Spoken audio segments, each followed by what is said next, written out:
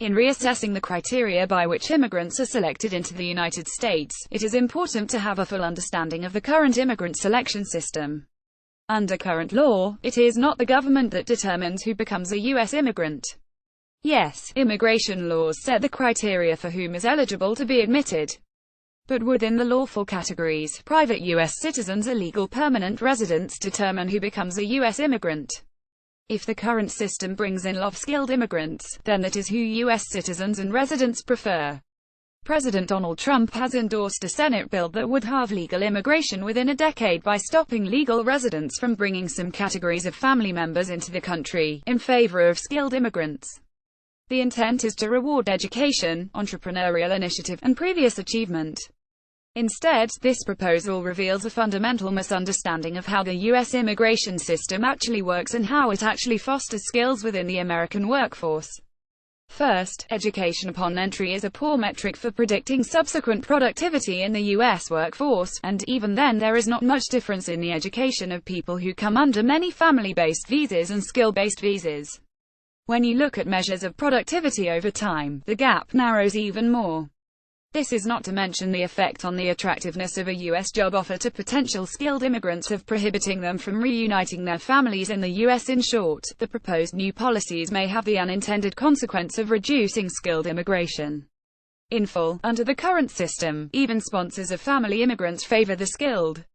The difference in skill levels between employment-based immigrants and family-based immigrants at the time of immigration is much less than is commonly believed, and the difference in the longer-term success in the United States of those who are brought in based on employment criteria and those sponsored via family ties narrows over time. The three main categories of sponsors of U.S. immigrants are employers, relatives of foreign-born family members, and citizens and residents who marry a foreign-born person. Each group has its own interests. Employers want to fill an immediate job vacancy. Family sponsors are concerned about the longer-term well-being of those they sponsor. The concern of family members for the general welfare of those they sponsor is not just based on familial altruism. Under U.S. immigration law, sponsors of immediate family members are required to have a fiduciary interest in the economic success of those for whom they petition. The U.S. citizen sponsor of the family immigrant is contractually responsible for the immigrant's financial support until the immigrant either becomes a U.S. citizen or can be credited with 40 quarters of work, about 10 years.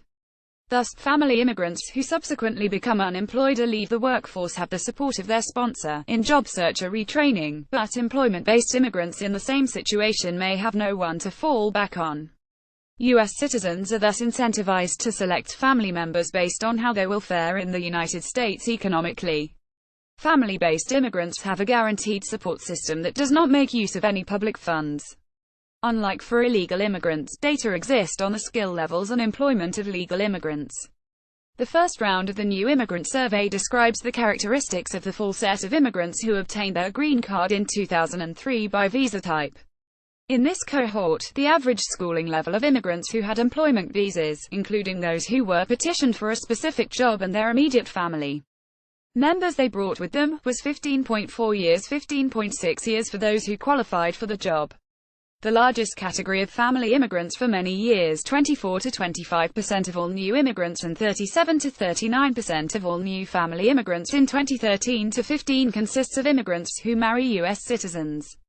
In these marital matches, like most marital matches, the foreign-born spouses are likely to be similar to the U.S. citizens they marry. Almost half of the sponsors of spouse immigrants are native-born U.S. citizens in the 2003 cohort, and the average schooling level of the immigrants they sponsor is 13.5 years, still within the range of a college education.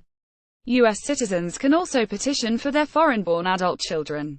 In ongoing work we find that when U.S. citizens have more than one child they can sponsor, they will often not sponsor all their children at once, in part because of the requirement that they be able to financially support those they petition for. And when these U.S. citizens only sponsor a subset of their children, they sponsor those children first who have higher levels of schooling. The average schooling level of adult children of U.S. citizens is 12.4 years. On the other hand, the average schooling level of immigrants in the category for siblings of U.S. citizens and their spouses is 11.6 years. The lowest average schooling level is among parents of U.S. citizens, 7.6 years, who are unlikely to join the U.S. labor force.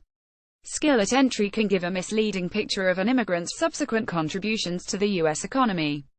Based on a study of the complete cohort of new immigrants in 1977 and their subsequent naturalization records up through 1990, we have found that skill, as measured by the average earnings of the occupation of the immigrant, declined on average due to shifting to lower-earning occupations for those brought in based on employment criteria and skill at entry, while family immigrants upgraded their skill on average.